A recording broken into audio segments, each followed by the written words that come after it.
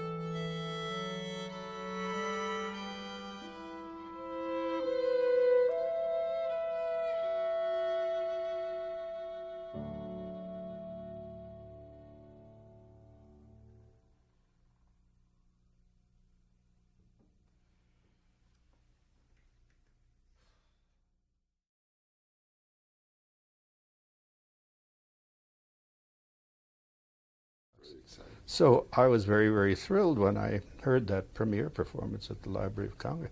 Mr. Pruitt was very, very excited about the piece, and many of the people I didn't know there, Mrs. Neff was delighted with it. But I thought it was a very happy occasion. It was, And of course, by the time you got to the recording, I mean, I couldn't be more satisfied with a recording, both the sonata and. I've always been very happy when performers. You remember when we talked over the phone about writing a piece? I said, I don't want to be coached too much. I don't want to be there to coach you.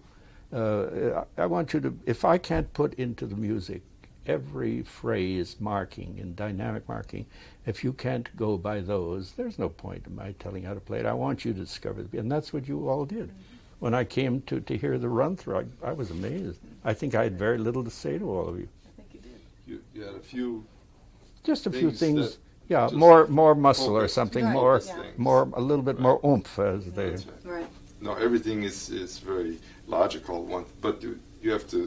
The musician has to absorb it all. So Oh, sure, that's a big piece. You can, And then you had all this other music you had to learn and play Yes. on the same program. Of course, I'm amazed by the repertoire that you have accumulated. with your trio, there's a lot to digest there and to Sure. understand. So we do. So basically, Details. what you are doing as the interpreters, the performers, you're doing pretty much what I have done in creating the notes, except that I don't know where my notes come from. You know, that big mystery. Yes. I've always been asked, Mr. Diamond, can you tell us where a composer gets the notes from? I said, I don't know. I have a technique. I've studied with some wonderful teachers, and what you learn to do is organize the ideas that you get. But where the ideas come from, I don't know. If Mr. Verdehr wants a trio for clarinet, violin, piano, that sets off something. Yeah. It's sort of a spark gets going, and I keep thinking, well, now what's the range of the clarinet, and how can I combine the low chalumeau register of the clarinet with the high violin? Shall I have the piano in some special register that doesn't obscure the clarinet? So it's all about color, counterpoint, harmony, of course, but I can't tell you or anybody else where the original ideas come from, except that I get an idea, and if it's da-da-dom, then I write the pitches into a little sketchbook, and I say, is this a good motif d'appel? Will this work? And then I begin moving the notes around. But where they come from, I don't know. I'm sure that if one had asked Mozart, where do you get all those notes from? He probably would have laughed in their faces. He said, I don't know, I have fun or something like that, Yeah. you know.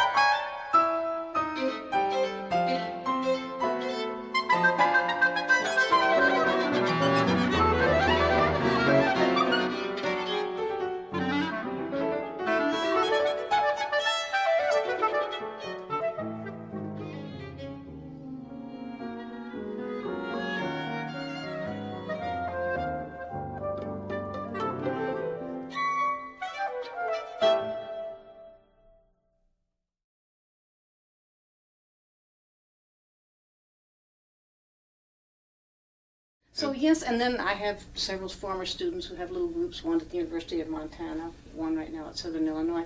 So it is amazing. You don't know about them yet, but the more we create, and the clarinet players are particularly really grateful for all these wonderful works.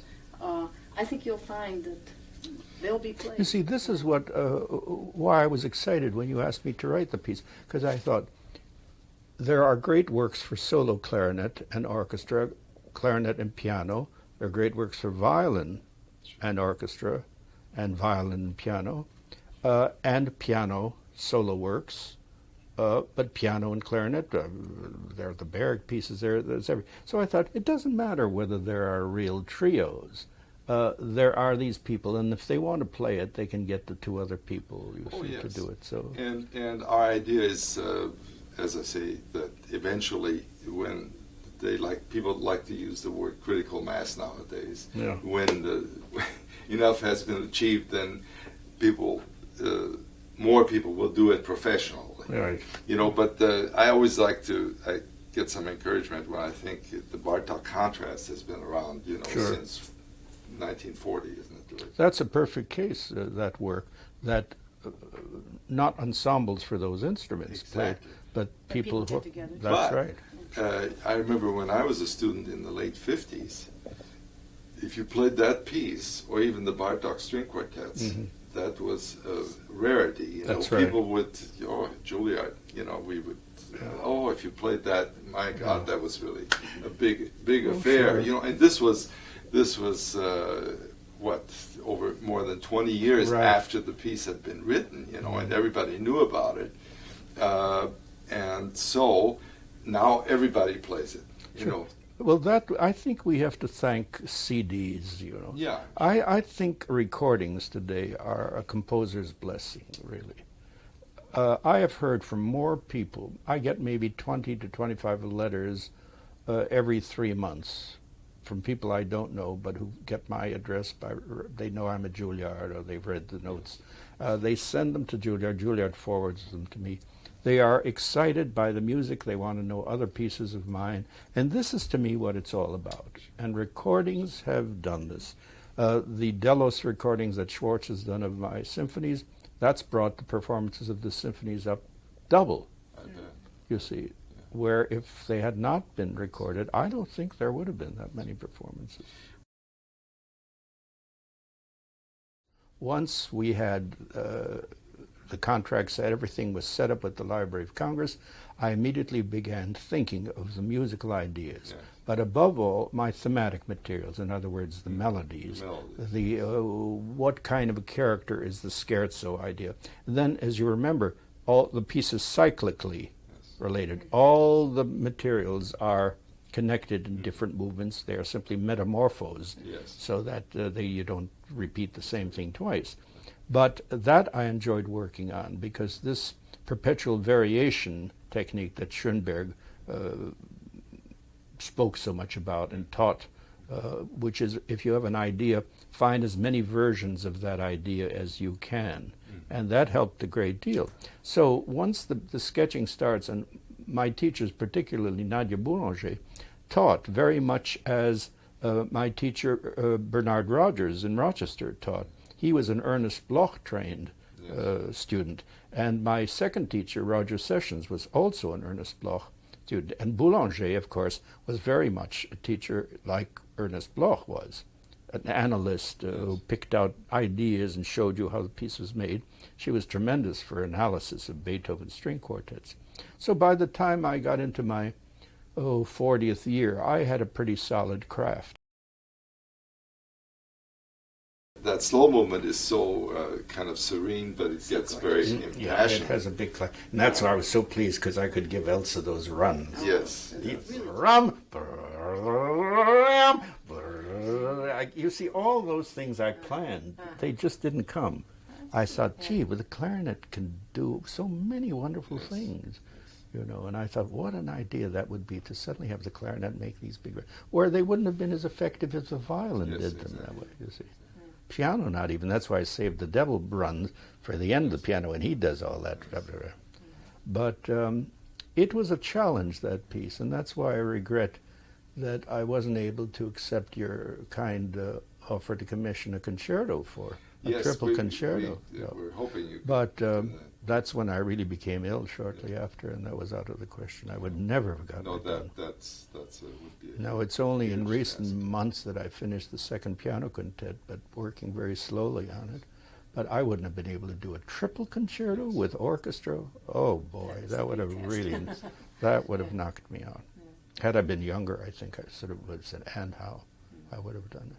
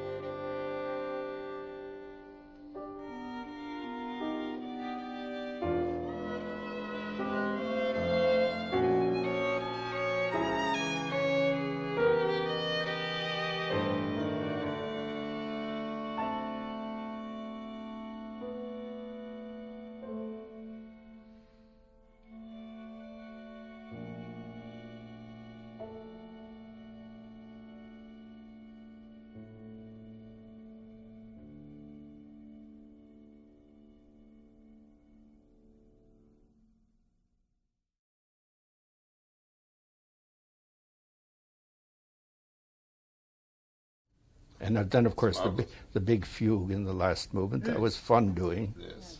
I always like having fugues when I feel that they're warranted, that Yes, sure. they will make the piece really, really build to a climax, and then that should be the That's crux. very- With the last movement, you said you liked it, but it needed a little bit more excitement. And he said, like a devil's dance, Teufelsdance, is what you said. And that spurred us on, of course, because it flashed in the, it's a flash of insight, you know, coming from the composer. But you know, actually, all those places when the piano comes in, bop, bop, bop, bop, bop, bop, bop, bop, bop, that to me was, I thought, that's a devilish thing to stick that in every now and then. That too. You know, suddenly out of a clear sky, this guy's pounding down these difficult chords. You go, rat-ta-ta-ta-ta-ta-ta-ta-ta. And of course, And then the end, that's the devil creeping up. Do you remember how it ends? The piano from way at the bottom of the keyboard. Right. You're all going higher and higher, and he starts way at the bottom, four. It's a, that's a devil. that's good.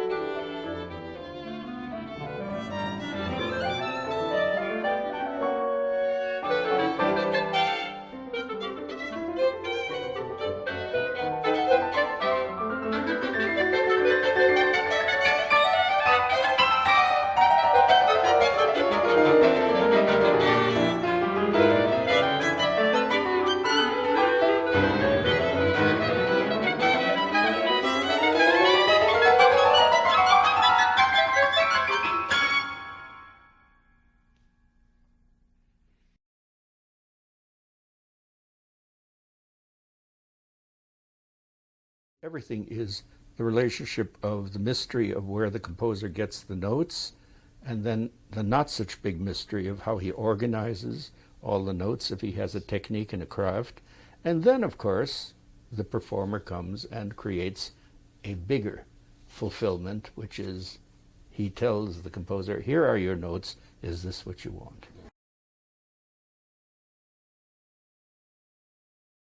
Finally, when you did play with the right energy, it was just wonderful. Yeah. I was very... Of course, the recording is about as good as I think it could ever be. It's just wonderful. There are great things in it. I regret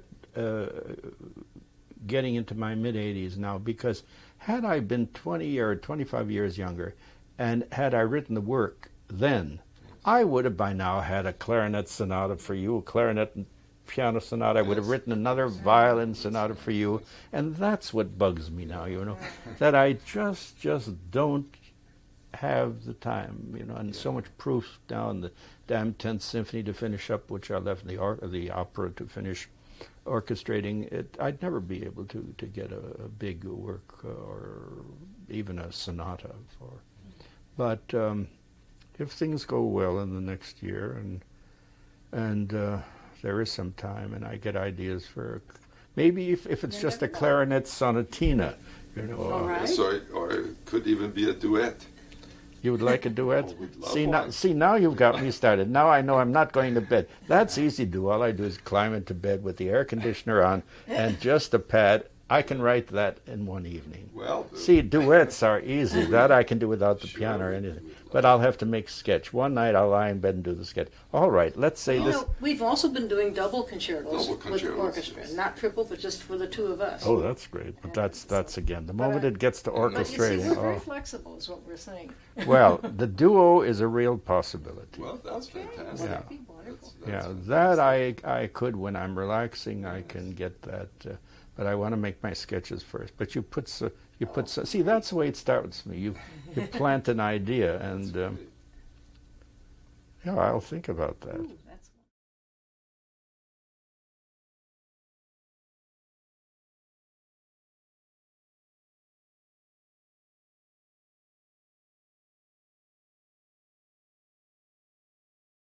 David, may we ask you a little bit about some of the fascinating pictures? Oh my, sure. I mean, it practically tells wall. a story of a certain part of my life. I mean, from the age of 20 on, there are things here that, yeah. These three giants of music remain for me the three great composers whom I had the great privilege of counting as my friend. They encouraged me. Ravel, as you see from the date, 1933, I met him when we were living in Cleveland in 1928, and he made his first American tour that year. And he was a great friend of my violin teacher, André de Ribeaupierre. Ribeaupierre had seen my little pieces that I was composing. He thought Ravel should look at them. He found them interesting. So after his first concert, which was all piano music, he took me back to meet Ravel, and I gave him my pieces. And he became interested in me, and that's when I first heard the name Nadia Boulanger. He said, one day you must come to Paris to work with this remarkable teacher, and whenever you're ready, you will let me know. So we began a correspondence. That's just one of his cards in which he's telling me that he's in a hurry. He just got back from a tour, and I've got many more that we correspond. The next one is Arnold Schoenberg, again, very sweet man, a great intellect, but also a very simple man. He sends me a letter because I wanted a copy of Edward Weston's photo. It's a wonderful photo of him. And he writes me this night note. Unfortunately, he doesn't have the Weston, but he's sending me this other one, which he hopes I will like just as much. And that one of Stravinsky is thanking me for having written the string nonette for his 80th birthday. So that's that. This is a self-portrait of E. Cummings, who was a great friend of mine.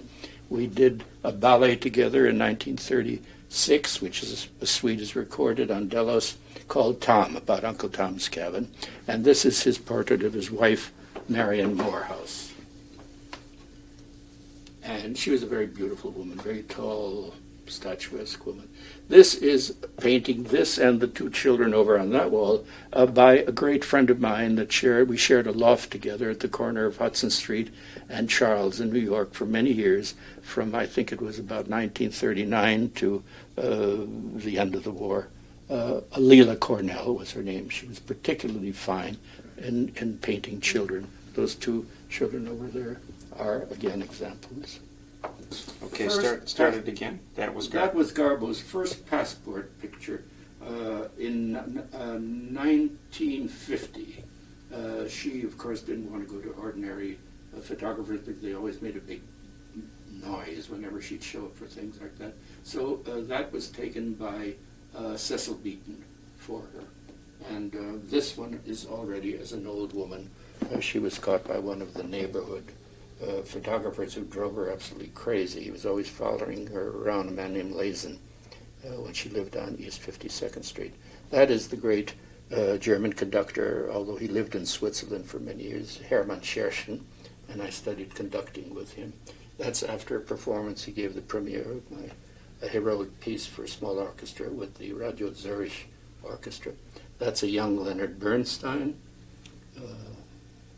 and that's a friend of mine that ran my villa in Florence when I lived there for many years in the 50s. We can see how you knew all these musicians, but how did you meet Verdehr Garbo? When I was in Hollywood, I was invited to a party at Salka Viertels, her great friend. I'd known her husband, Bertold, who was a great theater director. So she was there, and I was sitting on a couch. I came as often too early. I was always before anybody else.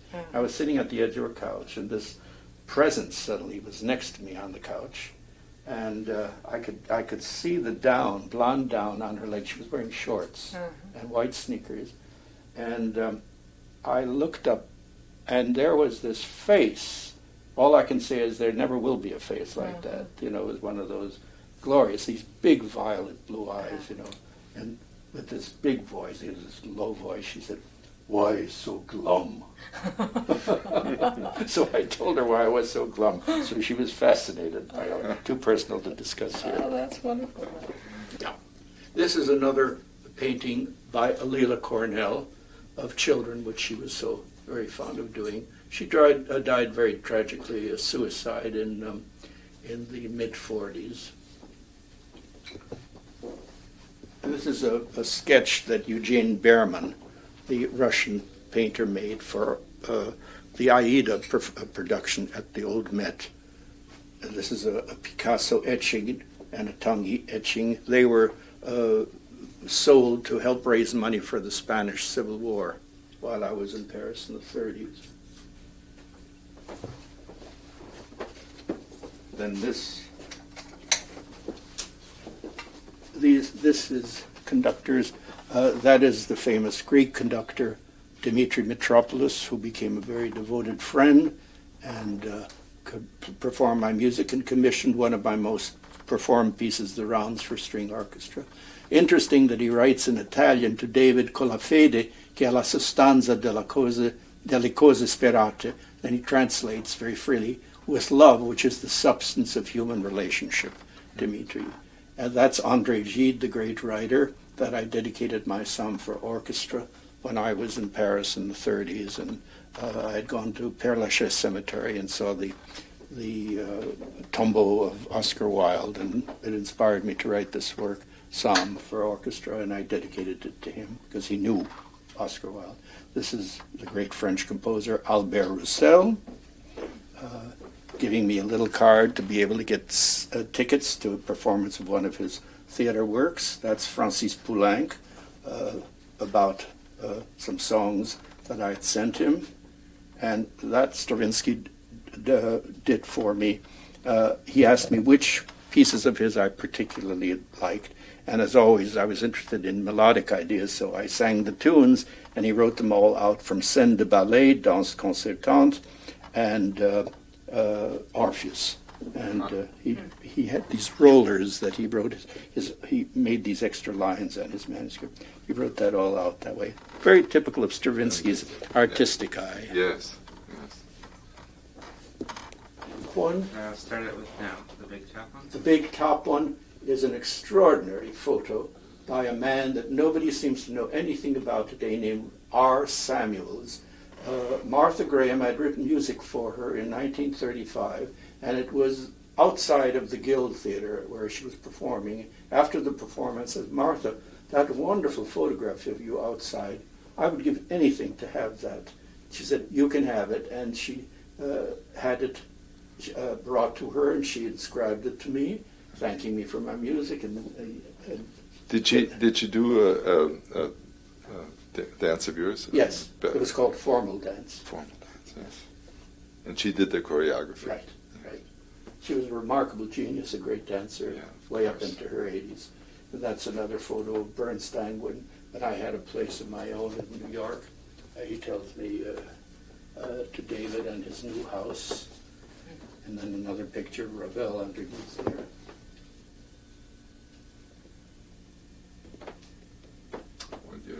Debussy. And that's a letter of Debussy's, which Ravel gave me as a gift. It's about his first trip to London for the first London performance of Pélias and Mélisande. I think Debussy has the most difficult handwriting and musical calligraphy as well. If you try to see his notes in his original manuscript, it's terrible. He's got a terrible hand. You can't see such tiny notes. Spidery. And this painting? That was by Hans Heinz, a teacher of voice, a great teacher of voice. He loved painting too. He was the teacher of Tatiana Troyanos and other wonderful singing. That bust of me at the age of 21 when I was in Paris was made by a remarkable Polish sculptor named Citronowicz. Many people think it was done by Despio. It looks just like Despio's work, and he had studied with Verdehr, actually, not Despio. You can see the authority. Well, if you... Those are my parents. Or it's now a Lvov village in Russia. Those. Ready? Go ahead. That's a wonderful photograph of Serge Koussevitzky with Nadia Boulanger, and a note from Boulanger in which she finally finds some time for us to work. And when she said work, it was work. It went on for hours. And she finishes up, so glad to find 1 hour at last that we could do some work. Boy, sometimes her lessons were 2 to 3, 4 hours. Really? They went on and on and on, yes. And here's the Medal of Freedom, I think that's. Oh, yes. Good. Yeah. That's going to be hard to get in, isn't it? I don't know if you can get... Presidential Medal for the Arts, presented to me by President Clinton. And then all those other gold medals are there for various things. There's the Edward McDowell Medal, there's the American Academy of Arts and Letters, there's the first prize that I ever won, presented by Paul Whiteman to me for the best American work in 1934, 35, and George Gershwin was a judge on that. Really? And it won the prize, and so I became a friend of Gershwin's for only the last 1.5 years. He died the following year.